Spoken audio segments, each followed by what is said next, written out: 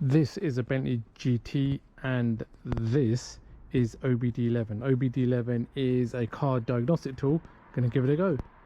Where's the hole? There's the hole. Get it in the hole.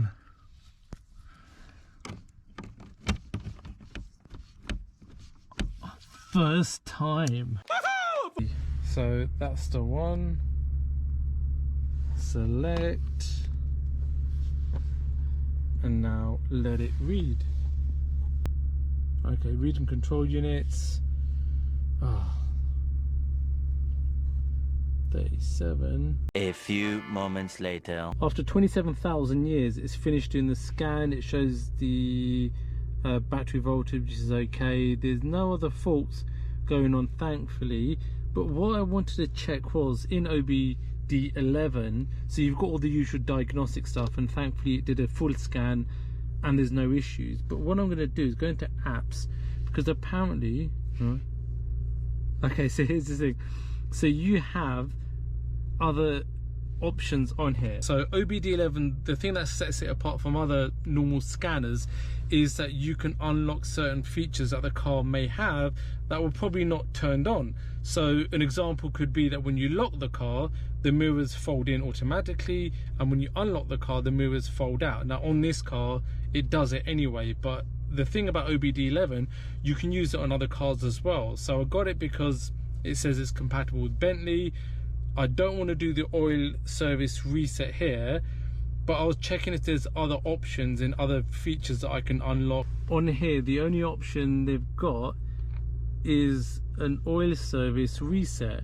So it gives you instructions. I'll try to zoom in a bit better on that, on what it will do to actually reset the oil service indicator. So that will be on the dash when you have a service a query, I guess. Here's got an activation price of 10 tokens. You can buy the tokens. You can see I've got gazillions of tokens here. Don't know where I'm going to use them. Okay, that's like really boring, that is, because we didn't achieve anything. I thought it can unlock or show me other features that I'll have access to, but it's crap. I've got an idea. I have a cunning plan to solve the problem. This is a Toyota CHR. Let's see if it works in here. Let's find the hole. Oh, here it is. Can you see it there? This goes in there. Well, that was easy. Press connect. Connect. Detecting vehicle. Oh, okay, so it's got it. Ooh. It's actually found faults. Parking, this all works fine. How strange is that? Okay, I'm going to clear that and see what it does. I guess it will clear it. I want to go to apps now and see what other features it has in terms of unlocking functionality of the car. Okay, so here we can see it's come up with quite a few options. Front corner parking sensor range. Oh, okay, so you can adjust how sensitive your parking sensors are. Parking light warning with opening door. Key left in vehicle alert. I think it already does that. This function controls the buzzer when you try to lock.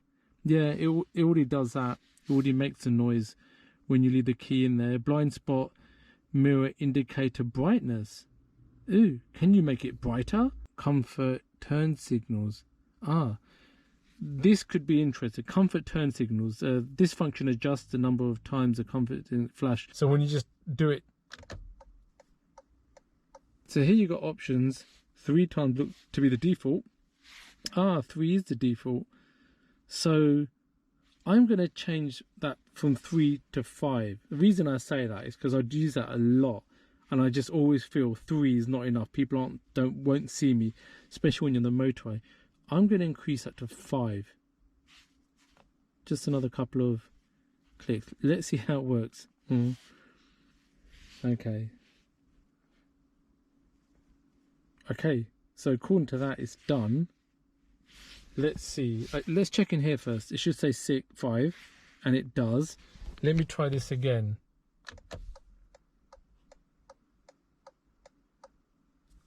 it works. Okay, that's one honestly useful thing that I'm happy about. I've had a look here, and on OBD's website they've got a list of cars it's compatible with. BMWs as well, Toyota. I was having a quick look at the things that it can do, but that's it actually. Toyota, Lexus, BMW Mini, Rolls Royce, Skoda, Seat, Lamborghini, Audi. They haven't put Bentley on there, although we know it kind of works on Bentley.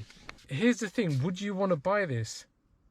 No, I wouldn't want to buy it, but I did buy it, and I've used it a little bit in the past as well on previous cars. But it's kind of depends what you want to do. If you just want a scanner to do fault code, you can probably get away with spending 20-30 quid. If you want something more, then perhaps buy something which is a little bit more advanced than this, because I think this is quite basic.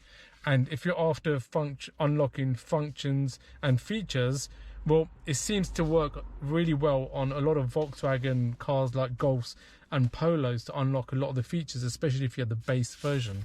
But really, that was pretty boring, and yeah, I'm not sure if I'll bother buying that or recommend it, to be honest. It's not too expensive, but check it out, look at their website, see if it fits you well. There's loads of other reviews on the internet I found where people review it and they get a lot better functionality out of it than I certainly do. So anyway, hope you liked it. Don't forget, click subscribe and like, it really helps, and I'll see you next one. What a waste of time.